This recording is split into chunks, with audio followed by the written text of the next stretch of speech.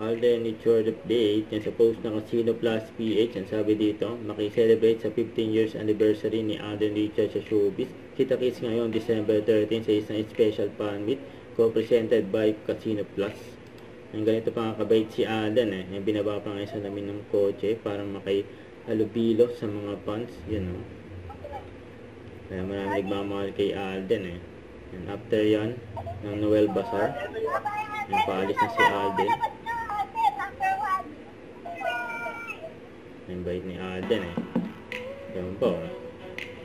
Yan sa Noel Bazaar. Yung gwapo ni Alden Ang swerte pa ni ate Ito yung update sa McDo ni Alden. Mga Santa Rosa. Ito po ang bagong ginagawang McDonald's dito sa bayan Santa Rosa. Yun By Alden Richard. So, ayan po yung laki niya. Ito yung style ng gagawing store. Okay. Ito po pala dito lang sa tapat ng ating simbahan. Ng Santa Rosa de Lima. Dito. Santa Rosa City. Yung ginagawa pa yung McDo ni Alden. So, ito pa. Mga video ni Alden. Yan sa Noel Bazaar. Kaya IG story ni Alden. So, ito. Ngayon ayos dito sa post. Nagbibigay pala si Alden ng 25 kilo na bigas sa mga staff ng McDo niya, pati mga security guard. Ganyan ka generous si Alden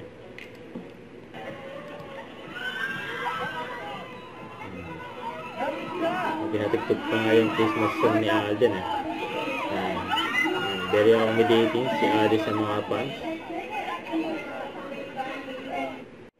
Don't forget to subscribe, click the notification bell for more updates. This is Richard Reaction Vlog. Stay tuned for more videos. See ya.